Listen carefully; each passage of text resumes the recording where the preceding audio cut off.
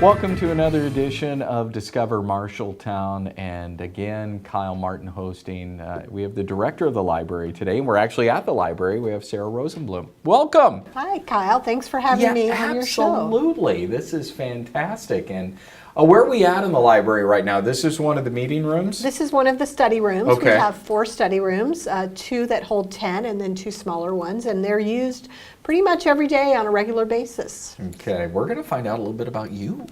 Okay. Because you're not from around here. You're an East Coaster, right? Well, you know, I'm a bit of a gypsy. I'm from everywhere. Yeah. Born in Louisiana, where Okay. I got my love of food, I always say. Raised in Texas, California, New Jersey, California, London, California, Minnesota, Iowa, and I did spend my summers in Boston, so... Holy smokes. Yes. That's a lot of pins in the map. It is. My goodness. It is. So you came here from where? From Minnesota, from Hennepin County Library up in In Minnesota. In Minnesota. In Minnesota. In Minnesota, and I was there, and then I was offered the job here as the director, and I will be here 6 years on Halloween. Will be my 6th anniversary. Oh my goodness! What a fun time to come. Now, did you come before the new library was built? No, the library will be 9 years old in December, and I've been here almost 6. So the library has been open 3 years, and before that was my wonderful predecessor, Carol Winkleblatt. Yeah, sure, I remember Carol. 9 years. The library's 9 years old. We'll be 9 years old on December 22nd. My goodness, it's just flown by these past 9 years because I came to the ribbon cutting. That has gone by very, very quickly. Now, Sarah, education-wise, I know a lot of times they call these library science degrees or media specialist degrees. If you want to become a librarian, how did you get into it? Well, I have a bachelor's degree from Texas Women's University in Denton, Texas, in history, and then I have a master's in library science from San Jose State University in San Jose, California. So, yes, library school is still, now it's kind of library and information science or Right. just information science, but, and we have a wonderful library school. University of Iowa has a school, and then I know Wisconsin has a great school, so there Yeah. are library schools scattered around the country. Did you ever do the school library? Did you ever elementary or high school library? Well, I worked in the elementary school just as a little volunteer, but mostly my 30-year career has been in public libraries, but I have done some stints in academic libraries. So I worked at the Graduate School of Business Library at Stanford University, and Ben Bernanke, our former Fed chair, was Sure. a young professor then, and then I worked at 2 academic libraries in the United Kingdom.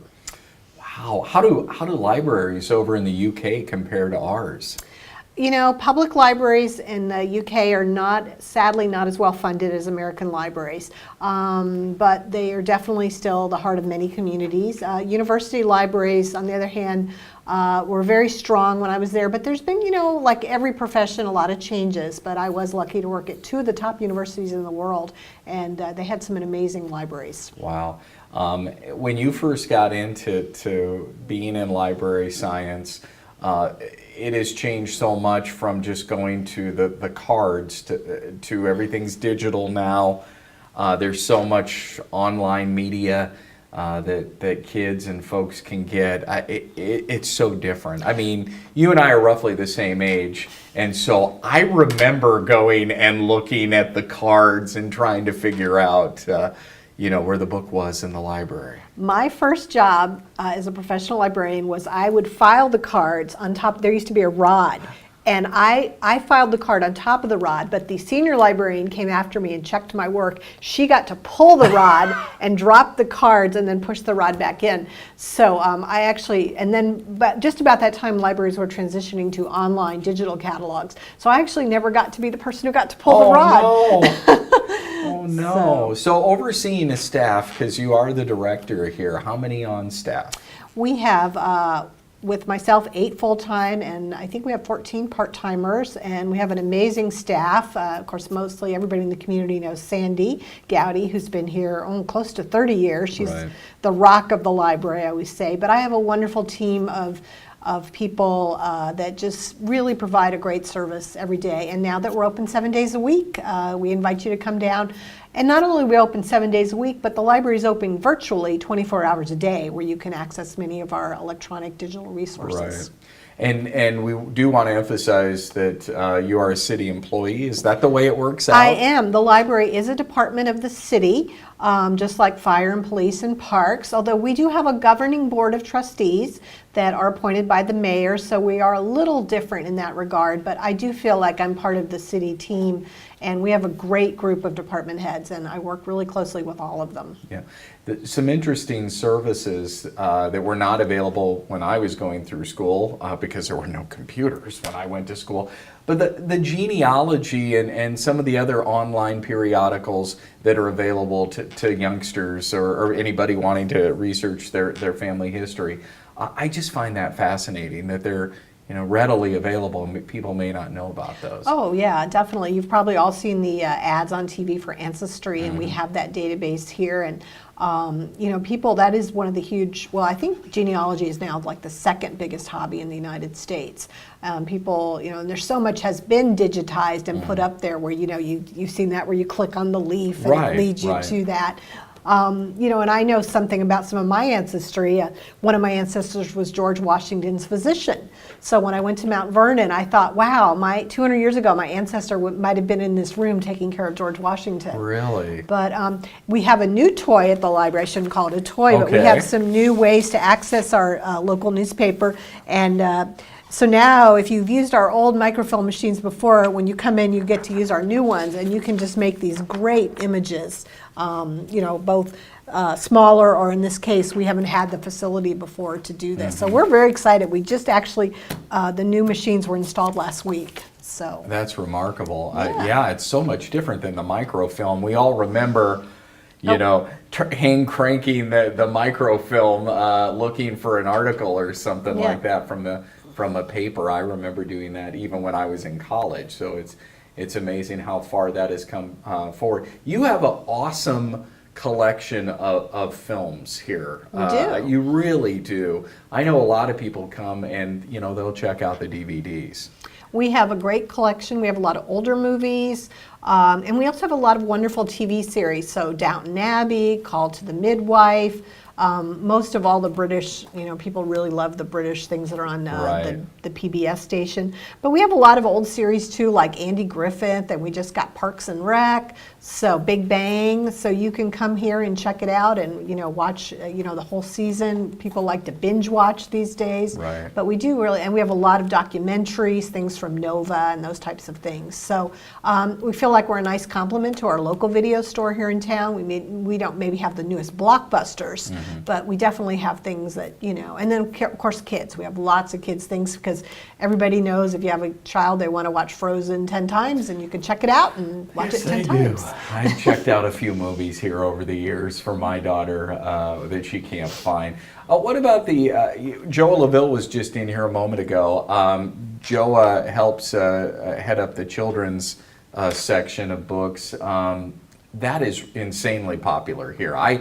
There's not a day that I don't come here that I just don't see tons and tons of kids over there, especially now that it's summertime. Oh yeah, in fact, we just had a program this morning, and we had the fire department here, and the guys were great, and they brought the fire truck, and they did a really great program. And it was really touching because a woman said that they had a fire recently on her street, and her child was a bit frightened, and so she was excited that now he'd get to see the firemen in a more positive light, not fighting a fire, but so that was exciting. But yeah, we have a whole host of summer programs, summer reading for youth and for teens and for adults, and so there's going to be all kinds of great things going on, and Joa just does a fabulous job. Yeah, she sure does. Is Dan Wardell coming back? I don't know. We'll have to ask Joa. We'll have to find out. Yeah. I'm going to have to ask Dan Wardell, and I used to work together at a radio station many years ago, well before he wore a cape on public television. Well, he's awesome, and I love one of the first things he always says is, turn off that TV and pick up a book. Yeah, so, he's a ball full of energy. He was many years ago when I worked with him as well. You talked a little bit about your ancestry. You donated something to the Lincoln Library in Springfield, Illinois. Do you want to talk about that a little bit? Sure. On my father's mother's side, we go back to the American Revolution, and one of my ancestors was a gentleman named Benjamin Edwards, who happened to be the father of the last territorial governor of Illinois. And then also Benjamin Edwards' grandson was married to Mary Todd Lincoln's sister, Elizabeth. So I have a miniature of my ancestor, Benjamin Edwards, and I have no family. And so I was thinking about where I wanted to place it. And so I contacted the Lincoln Library in Illinois, in Springfield, and spoke to the curator, and I packed it up and sent it off. And I got a very nice call one day that they were very excited. They felt like it had this dual connection to Illinois history, and of course anything to the Lincoln. So it is there, and I haven't seen it, but I've got an invitation. So one day I'm going to go to Springfield and see it. They're going to give me a behind-the-scenes tour. So that's awesome. But it's nice to know that it'll be there. He was, kind of, you've seen those photos of the pictures of the older gentleman, and and there's actually a lock of his hair in there. So I feel like it was nice. Really? A nice place for it to go and to be, it would be open to researchers and types of things. So was this just handed down through generations? It was. It came to me from my father, and like I said, I'm an only child, and my father was an only child. So, I just felt like it was a nice place to go. Right. So, that's awesome. Boy, you have deep roots in America. I do. I always joke. I'm related to a lot of presidents, and people like Francis Scott Key was a cousin, and so it's kind of fun to know these things. One of my ancestors, Colonel William Christian, was a contemporary of Daniel Boone, and he settled Christian County, Kentucky. So I haven't been there, but sometime I'd like to get down there in Kentucky. We got to hang with Sarah and go on a historic road trip. She has got so many little leaves on your ancestry tree. I do. It's kind of fun to know now. But on my mother's side, we're recent immigrants. So I always say that I'm the typical American. I'm an old immigrant on my father's side, and on my mother's side, my mom was first generation, and my mother's family fled Lithuania in 1913 and settled in East Boston and went up to New Hampshire where there was some family. But like many immigrants, they fled for a better life. Mm-hmm. So that's awesome. Yeah. There are so many wonderful things about this library. We could probably spend 2 or 3 shows talking about our library. One of the things that people come in and utilize are the rooms like this. In fact, I saw some youngsters studying right behind us when we came in. These rooms are readily available, and people use them quite often. And there's an awesome meeting room here. There is. We have great meeting rooms here. So like these smaller rooms, we have everything from work groups, a lot of social civic groups, social service groups come in here and meet, to the individual study rooms. I can see a young lady studying down there from the community college, to our big meeting rooms where we host, again, all types of meetings and trainings from the PD. Sometimes you drive up and there's a lot of police cars here from all over. I'm always tickled by that. Sometimes people are a little alarmed when they see Newton. Don't drive past the library, Newton you'll get a State speeding Center, ticket. and to all kinds of political events, to social groups, to the city using it for events. So yeah, definitely libraries are really now also community centers. And when you see a new library, for instance, Cedar Rapids is a few years younger than us. They've built a whole rooftop garden where they do salsa classes. Really? Yeah, so Salsa Sundown, I think they call it. So. I think you and I talked a few years ago, or maybe it was just a couple summers ago, about some of the traveling exhibits that you have brought in, either yourself personally or the library has been able to obtain through grants or such. One of them is the Dust Bowl one, and it was so almost prophetic, because I had just watched the PBS documentary on the Dust Bowl, and then it was announced that exhibit was coming.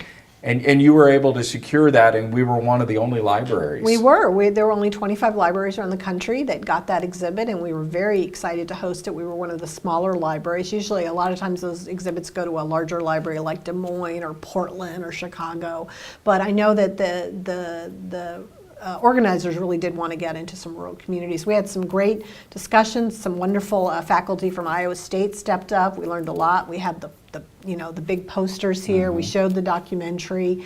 So yeah, we're always looking for things. If the community has something they think would be something that we could host here, we're definitely very interested in that type of thing. We just had a mini golf tournament at the library, and that was really fun, and we had a huge, really great family turnout, and I'm happy to tell you that we're going to be doing the mini golf event again sometime in the winter. So look for that next winter when it's dark and dreary. You'll be able to come play mini golf at the library one Sunday afternoon. Very neat. We need to take a short break here. You're watching Discover Marshalltown. Sarah Rosenblum, the director of our library, is our guest, and we'll be back with more right after this.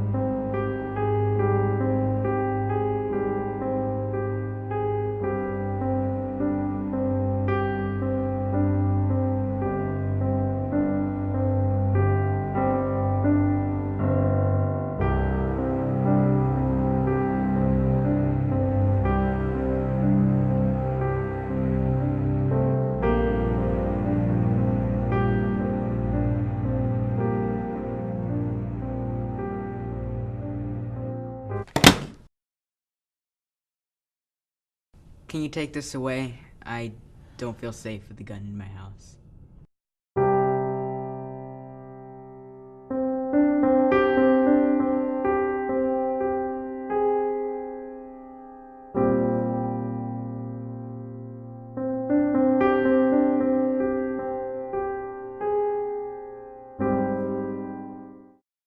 Welcome back to Discover Marshalltown. We are at our library today, and we have the director of the library, Sarah Rosenblum, as our guest. And we have talked about all kinds of different things, but one thing that I wanted to talk about is that you've set down roots here. You are planning to stay, and I love that. We talked a lot about Sarah's resume at the beginning of this show and some of the globe hopping that she has done, but it looks like we may have her for a while. I bought a house a couple of years ago. I live in Northwest, just past the Veterans Home. I didn't know that area existed till my wonderful realtor, Shelley, took me there, and I really love my little house, and I'm really happy.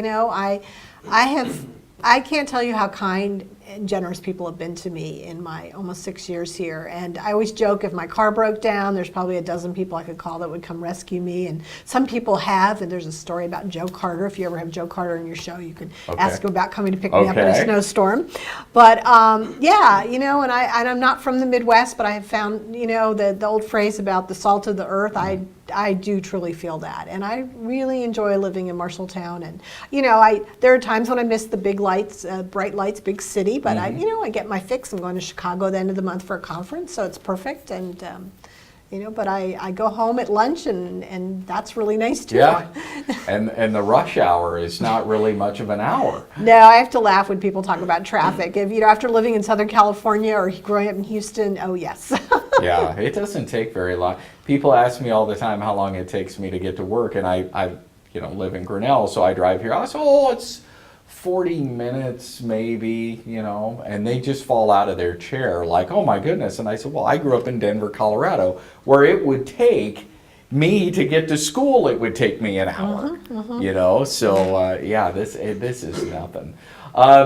When you first got here, or right around the time that you first got here, we won a medal. We won a big award, and you got to go to the White House. I did. You know, I had come on board, and the more I learned about the library and the community, I knew this was a story that we wanted to tell. And so we did the application for the National Medal. It is the nation's highest honor for public libraries. And I remember when we sent it in, even the staff were a bit kind of like taken aback, and I said, we're going to win. I just knew that we had a story that resonated. And I remember on Valentine's Day in 2013, they called and they said, you're a finalist. And I thought, this is the greatest Valentine's gift ever. Yeah. And I had literally the day before had bought a ticket to go on vacation.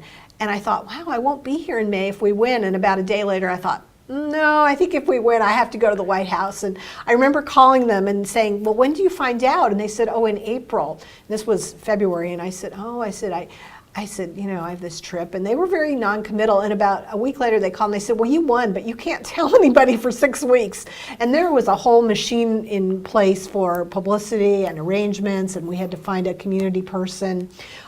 So it was kind of a badly kept secret, but when they did announce it, I believe it was like April 23rd, I remember, you know, we had primed all the media, and it was so great for the community. And getting to go to the White House and the First Lady, you know, and representing our community. And I will tell you that one of the women when we were at the White House, and we were in the East Room, kind of where if you've seen those concerts on TV, Carole King was there recently, and Pablo Casals, that's the room we were in. And afterwards, we were in the reception room, and she said, when I read the story about your library and your community, I cried. And talking about the service to our community and how we do things here and how we help, especially our diverse community and the seniors that we serve. And then, you know, we serve everybody here from infants in arms to, you know, people that can't even get to the library. But it really made me feel good. And I'm glad that we were able to tell the story about our library and how special we are. And actually this year, Cedar Rapids did win the national medal. So now there are 2 libraries from Iowa, and they only chose 5 a year. Wow. So it's a pretty big thing to get that honor. And you know, Cedar Rapids went through the flood, and they have a brand new state-of-the-art library. But you know, it is very nice to be part of that small club. That is fantastic. And Michelle Obama gave you a hug. She did. I always laugh because I am kind of vertically challenged, and she is very tall and beautiful. And so, yes, on the video, when I saw it later, I thought, wow. But there's a great picture of us in the lobby. I always joke it's me on a better hair day. And Maureen Lyon, who was our board president at the time, and Veronica Guerrero, who was our community rep, and Sandy Gowdy was there with us. You know, when you go to the White House, there is a order and how they do it, and they are very efficient. And on the drive over, I remember we were driving through Washington, and all of a sudden we had to stop, and there was like a traffic block, and we started to like hyperventilate because we were like, you have to be there at 12 o'clock, and at 12:10 you're going to go through security, and at 12:30 you're going to go into the East Room. But then all of a sudden the traffic cleared and the taxi pulled up, and we hopped out, and you know, we're waiting with the other libraries and museums that were being honored. And it was probably one of the highlights of my life, I think. And you know, if I had not come to Marshalltown, Iowa, I would have never had that experience. That is awesome. That is fantastic. You know, one thing that you touched on not too terribly long ago is what a great resource libraries are, our library in particular, what a meeting place it is. And I often think of an educational gathering place. You know, when I think of Iowa, the 2 things, and I'm not from Iowa just like you, the 2 things that always kind of popped into my head about Iowa were corn and education. And we have a 1-room schoolhouse on the back of our quarter. So, you know, I think about that a lot, and this is an awesome place, a resource for youngsters to come and do research and to learn. That's what I often think of. I remember my own experiences with the library where we would go and, you know, we would get encyclopedias. Now, I know not too many people use encyclopedias anymore, but it was an awesome place to go and study and to do research on book reports and stuff like that. And that is still so true today. It is true. Well, we've just taken the role that all of us grew up with, the library, and it's just been expanded and added to. And I can tell you that I do believe that, you read all the time about how automation, robotics are going to change. For this next generation, they will probably have multiple careers, and lifelong learning will be a big part of what they need to do, and the library will play a role in that. But also, as we're all aging, we have great resources here. I mean, they say if you want to keep your brain sharp, take up an musical instrument, learn a language. We have wonderful resources for that. I'm thinking about my next act. It won't be for about a dozen years, but what I want to be doing next in life. But the library will play a big part of it. And I can tell you that, we have on a good day in the summer over 1,000 people a day come through these doors. So in terms of, I did a study recently about, the kind of the top retail places in town, the Y and Hy-Vee and Menards, and we're in that top 10. So again, I'm always amused when people say to me, I drove by the library today and the parking lot was full, like it was unusual. And I said, no, that's probably a typical day at the library. Right. Have you seen a good stream of folks on Sundays? Because now you are open 7 days a week. And was there, I don't know, so I'm asking you, was there a need to be open on Sunday? There was. Okay. Definitely. When you think about the busy schedule of especially younger people, you work long hours. Now we're also connected by, email and social media. And I had some dads say to me, especially, you work all day. Saturday you've got t-ball and soccer, and Sunday afternoon is one of the few times, especially working parents, that can get to the library, and when they want to come as a family, and especially. But I said I had a dad who said to me, "I'm so looking forward to bringing my 3 small children to the library, kind of me, dad time with the kids." And so we are. Those 3 hours that we're open are probably some of the busiest hours of the week. Really? So you come in and it's, I know again, people come in and they think, the library is quiet, but we're kind of a happening place. So there is, there's a lot going on here, and sometimes the noise level. But just come and talk to us, and we'll see what we can do to accommodate you and put you in a study room. Yeah. We can talk to you about the ways you want to use the library. It is different. It's not your mom and pop library. Exactly. There's no doubt about it. It's not your parents' Buick library. It is not. I see lots of kids here when I come down here to use Ancestry.com. I see lots of kids just kind of lounging around, reading books and hanging out and talking. It's a good place, safe place as well for them to meet. So it is, and we have a lot of seniors. I call them my power users. A lot of them come every day of the week. They don't come on the weekends, but during the week they come, and they, we've got a couple. There's a lady that posts on Facebook, and she's very, she posts some really in-depth book reviews. And I told her the other day, and then people come in and say, Judy recommended something, and I want that book that Judy just read, and so she was like really tickled. But I said, you have a following. One of the things that's different from when you and I were kids, Sarah, is that you can look at the catalog, or at least the majority of the catalog is online, right? Yep, you can. So if you want to know, if we have, here's a new book that we just got on the Civilian Conservation Corps by actually an Iowa author, and we're going to have her here this fall. But you can look it up. You might have heard it on public radio, or maybe on your show, or you saw it on TV, and you can look it up and say, they do have it. You can put a hold on it. If it's checked out, or you can call us and we'll pull it off the shelf and hold it for you. But yeah, and then we also of course have digital books, ebooks, we have digital music, the databases. If you wake up on Sunday morning and you want to work on your 72 Ford Bronco, you can get a wiring diagram, or check and see why maybe where to pull the fuses are, and so then you go down to one of the auto places and get the parts. But yeah. So, and you can also look up Consumer Reports, and if you need to replace that refrigerator because it stopped running, you can do all those things through the library. It is so neat what you can do now at your library that you couldn't do when we were growing up. Sarah, we're just about out of time. I greatly appreciate you letting us come down here and not only talk about the library, but talk about you. Some people are not as comfortable talking about themselves. I think you've done a very good job. It's been a lot of fun. That's going to wrap up our show today. Discover Marshalltown. Kyle Martin hosting, along with Sarah Rosenblum. Thank you. Tune in next time.